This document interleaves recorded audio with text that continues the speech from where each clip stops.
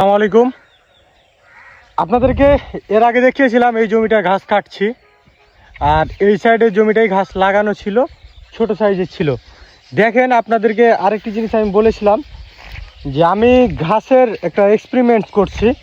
সেই এক্সপেরিমেন্টটা হচ্ছে এটা। আপনারা দেখতে পাচ্ছেন যে আমি এই যে দলগুলো, এই যে পুকুরটা থেকে দল তুলেছিলাম, সেই দলগুলোকে ঘাসের উপরে দিয়েছিলাম। ঘাস কাটার পরে এই যেভাবে ঘাসের উপরে দিয়ে দিয়েছিলাম। দেখেন যে ঘাসের উপরে দেওয়ার ফলে ঘাসগুলো কত সুন্দরভাবে বের হয়েছে। দেখেন,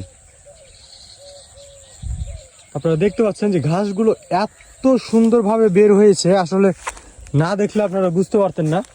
দেখেন, এই দলগুলো দেওয়ার ফলে যেমন আমার ঘাসের গোড়াটা শক্ত হয়েছে, মাটির মতো কাজ হয়েছে, ঠিক তেমনি কিন্তু দল পানি ধরে রাখে। এই দল পানি ধরে রাখার জন্য আমার এই জমিটাতে দ্রুত পানি শুকাবে না। পাশাপাশি আমার এই জমির এই যে দলগুলো পচে যাবে যখন, তখনকার কিন্তু এই জমিটাতে সেই দলগুলোই সার আকারে ব্যবহার হবে।